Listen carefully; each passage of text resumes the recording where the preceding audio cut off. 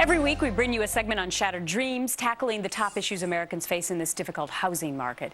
So we've asked you to email your questions and concerns, and Bob Massi, our real estate expert and legal analyst, is answering each and every one of them. Bob, what a challenge. Thanks so much for doing that for us. My pleasure. Thank you. So we're going to read some emails today and have you answer right here on the air. So here's Wally from Missouri. Okay. Here's what he says. My wife and I bought a house with a conventional loan and have a home equity loan also, neither of which is paid off. My wife died last summer and we didn't have mortgage life insurance. If I notify the lender she died, will they call the mortgage even though I am current? Can they force me to reapply for the loan or even foreclose? Please help me.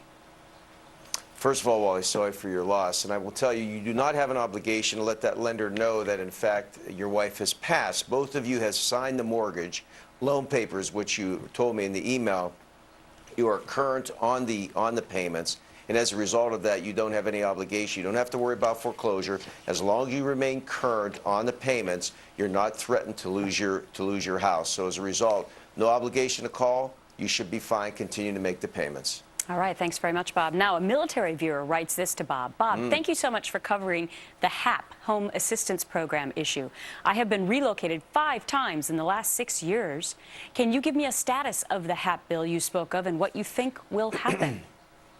Yeah, Gretchen, first of all, I thank Fox and Friends for letting me cover this, because the Home Assistance Program is something that affects the military and the problems with their home. As a result of the segments that we did, many of the military people actually e-blasted it out to several people. And we interviewed Congressman Joe Heck 2 weeks ago. It was passed through the House of Representatives, meaning that they're trying to extend it. It is now in the Senate, and we're going to follow that closely to see which senators would actually oppose the extension of HAP to protect our military. And I'm actually going to be interviewing next week Congressman Andrews, who's a very big proponent of HAP, and will keep our viewers going and letting them know, the military and otherwise, exactly what's happening in that program. But that was a very, very good segment to do, and it helped the military, and it helped push this thing up the hill. All right, here's Ronnie. We are in the middle of filing a bankruptcy. We know we will lose our home. If we move out of state and leave the house, are we still responsible for any damage to the home once vacated? You know, Gretchen, I can't emphasize to our viewers enough.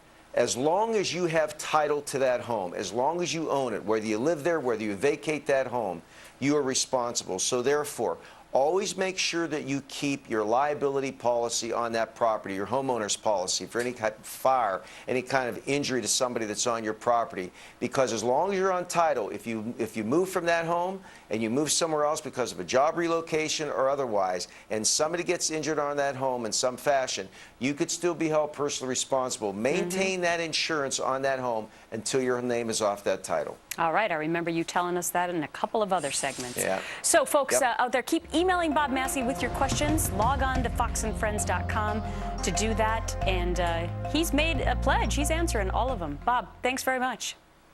Thanks, Gretchen.